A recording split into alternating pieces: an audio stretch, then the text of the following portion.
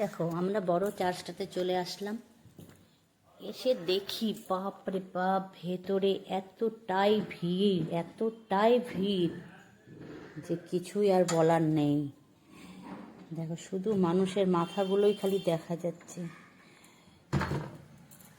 তাও এই ভিড়ের মধ্যে আস্তে আস্তে কত রিক্সে ক্যামেরা করতে করতে যাচ্ছি।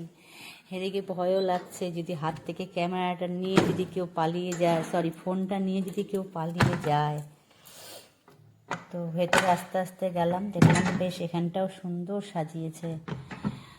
তো আমি আবার সামনে একটু গেলাম, এত ভিড়ের মধ্যেও আমার দুই ছেলে মেয়ে তো দেখছে, সামনে মিষ্টি আর পুচকু দুজনে মিলে দেখছে।